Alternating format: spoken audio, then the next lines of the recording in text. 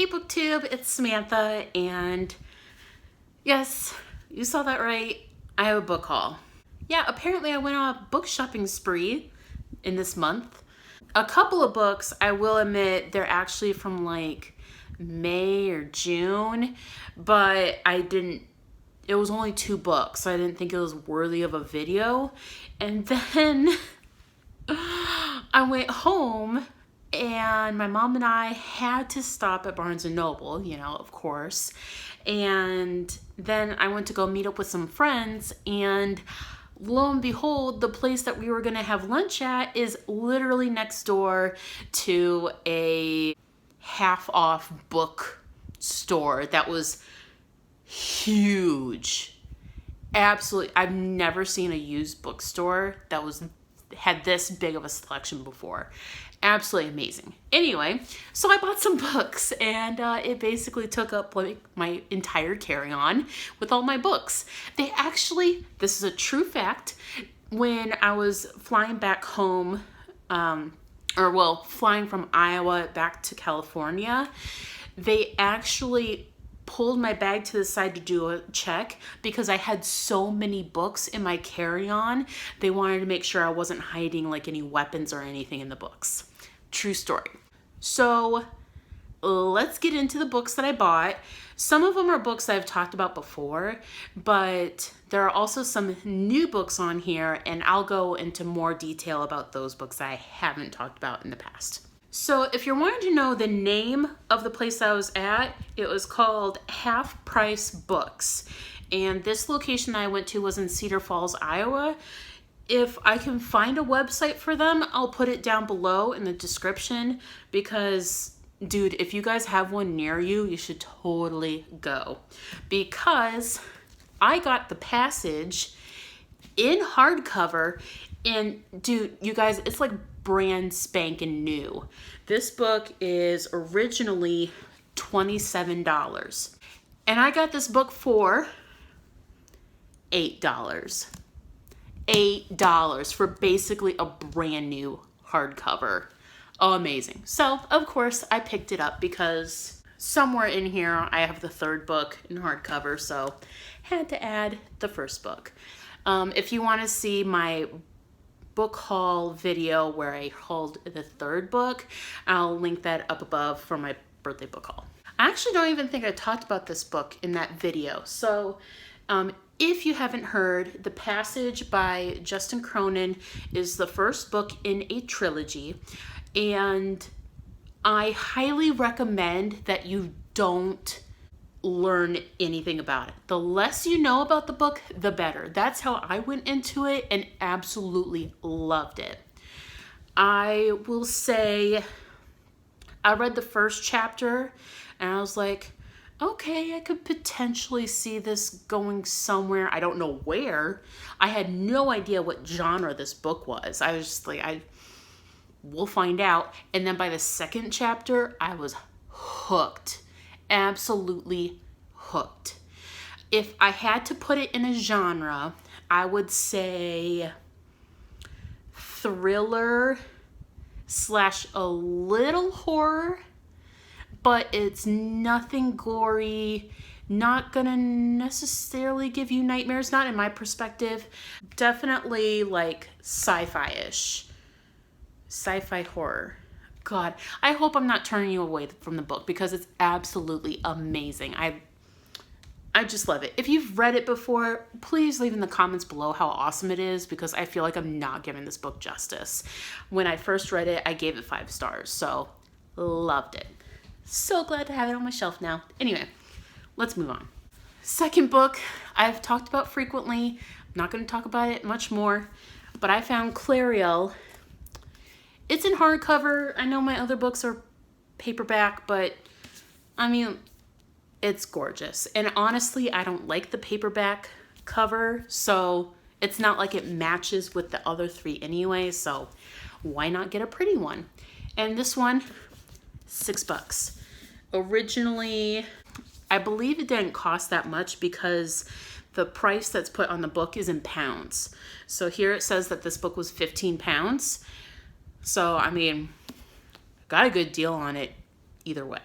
For those of you who don't know, Clariel is book 4 of the Abortion series by Garth Nix. The first book is Sabriel, second is Lyriel, and third one is Abortion. I've talked about this multiple times. You click on one of my videos, there's probably a 1 in 4 chance that I talk about one of these books. This next book is also another book I don't know too much about, but I kind of want to go into it that way because I've heard such good things about it so far. And that is Middlegame by Seanan McGuire. Now, as you can see over here, I really like the Wayward Children series. So I heard about this book, heard how amazing it is, and I was already ordering some other things, so I figured might as well just get this baby as well. From what I know about the book is that it's about these 2 twins. One of them is really good with words. The other one's really good with numbers. And there's this guy who is going to do like some experimental stuff on them, or they were created. There's something hinting that they're not necessarily human, and something about maybe doing some cultish experimental things. I don't know, but it's okay. I don't want to know. Don't let me know.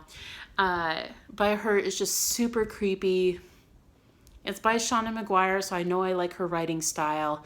Very curious to see how this turns out. It is a little bit big, but the book itself is kind of small. It says it's about 525 pages, so we'll see. The next 2 books I'm going to talk about are the ones that I got a while ago and just didn't talk about them because it's been a while. This first book I'm going to talk about is one that's actually been on my radar for a while, and I actually got it from the library as an ebook thinking I was going to breeze through it, and then I just completely forgot I had it. So when I saw it on the shelf, I'm like, oh, I want to pick that up because I know I'm going to enjoy that. And that is Long Way Down by Jason Reynolds. As you can see, I got it at Target because here's that stupid sticker. But this is basically a story told in poems. And it's about this guy who is going up an elevator he's going to confront the person who killed his brother. And on the ride up the elevator, he's deciding what he's going to do. Is he going up there for revenge? Is he going to forgive him? Is he going to yell at him? He doesn't know what he's going to do. So it's all about his thinking process as he's going up the elevator to confront his brother's killer. So I just thought it sounded so good, so amazing. And then, like I said, it's written in poems. So I figured it's going to be a really quick read. And then all these big circles here, it's not the cover design. These are the awards that this book has won. So definitely sounds like it's going to be a good read. I really haven't seen this anywhere. So hopefully I'll get to it soon and I can let you guys know what I think. Next book falls into the same category, but it really doesn't need much to let you know what it's about. It's Fahrenheit 451 by Ray Bradbury. Do I need to say any more? I mean, if you don't know what this is, it is a classic. It's a well-beloved classic by a lot of readers. I think it just shares the importance of books. Even to this day, I love it. It's timeless. And I absolutely love this cover, so I had to get it. Again, the annoying sticker, but there's ways to take it off. At least I can take this sticker off, and then I'll have this beautiful cover. Next book. This is the one that I bought at Barnes & Noble with my mom. This is a book that I've been looking at for quite a while. I kind of had to. I just had to. And that is Once Upon a Dream by Liz Braswell. I've never stated this before, but Sleeping Beauty is my favorite Disney princess. I've always really connected with Sleeping Beauty's story, and I know that's kind of weird because I think a lot of people look at her storyline and they're like, well, she didn't do anything. But I'm not going to go into that in this video. I picked this one up just because, I've always seen this cover. I'm like, oh, I wonder what that's about. And I always think that it's like a Maleficent tale where it's like, yeah, she was the villain, but this is why she's the villain. There's some stories where I really enjoy that different perspective, but for these classic Disney villains, I really don't care for that story. That's just my personal taste. So I'm like, is this like a Maleficent thing or is this something different? It's something different.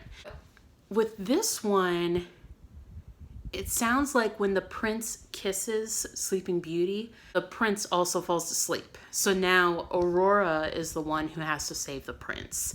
So I'm totally down for that. I'm here for this. Curious what it's going to be like. I know there's kind of mixed reviews about this series because it is part of a series. I think it's book 3. And not everyone loves all the books. So I know I'm going into a mixed bag here, but I love Sleeping Beauty, so I'm curious how this is going to turn out. This last book, you guys, there's a story behind this one for me. And I have actually been wanting to get my hands on this book for years. Years. It's just always cost way too much that I can justify to spend on a book. And now I have my hands on it. And that is the Bachman Books by Stephen King. Discussion. Okay. Gonna take a few minutes. You might be asking to yourself, Samantha, why would a Stephen King book cost so much money? That's because of the book, the story that is inside of this. There are 4 stories in this collection. The Running Man, Roadwork, The Long Walk, which are all books that are on our shelves. I actually own 2 of these books individually, separately. They're easy to get. They cost a normal amount. Why, if 3 of the 4 books cost the normal amount, why would this collection cost so much money? And by so much, I mean like at least $100. $100, $125 minimum for this. Why would it cost so much? It's because of the 4th story on here. It's a story called Rage. Rage. Now, if you're not a Stephen King fan or very familiar with his works, you've probably never even heard of the story Rage. And there's a reason why.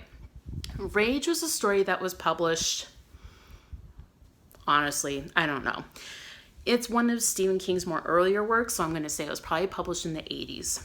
And if you're not familiar with the story, which I'm assuming you're not, it is about a boy who is thinking about and actually follows through with a school shooting. What ended up happening was in the 90s, especially with Columbine, a lot of these school shooters were found with a copy of the book Rage. People are trying to learn why are these kids doing these school shootings. So when they saw that a lot of them had the book Rage, they talked with Stephen King and they're like, hey, this book is dangerous. We need to stop publishing this book. And Stephen King actually agreed. And he's like, you know what? I see the possible danger in this. We're going to stop. We're going to discontinue publishing this book. So they will not make any more copies. So there's a limited amount of copies of the book Rage. If you look online, you'll see for the actual one book of Rage, it's literally at least like $600, maybe even $1,000 some places. They're very rare to find. Hi, little side note. So I realized that when I was recording, I was talking about the prices, but it had been a while since I've checked on it. So I just took a little break, and the prices, it depends where you're looking at. So I noticed that there are English and French versions of Rage as a standalone book, and the French editions are definitely a lot cheaper. So you may see Rage and think, oh, you know, it's not that expensive. But you have to look at the English versions, because it's the English versions that cost ridiculous amounts of money. I saw one that was almost $700, and then on eBay, I'm assuming they're first editions because they're over $4,000. I kid you not. Oh, also, the book was published in 1977, so definitely a lot sooner than the school shootings started happening, but it was related to Columbine as a book that may have motivated them to continue it, but who knows what happened. When it comes to the Bachman books, they aren't as expensive as I thought they were. There are some places you could get it for like $20, $25, and then there's other places where it's like $50, $70. So I guess it depends on what book you're getting, what edition you're getting, because as a Bachman book collection, that hasn't been discontinued from publishing, just Rage as a standalone book. So just wanted to put that in there. Don't want to be advertising false information. So let's continue. And the only other way that you will find the story is in this 4-book collection. And I see this at the half-price bookstore. I'm like, no, someone actually gave it up. Guys, it's $15. Dude, I don't care. I don't care that it's paperback. It's obviously been used, read a little bit.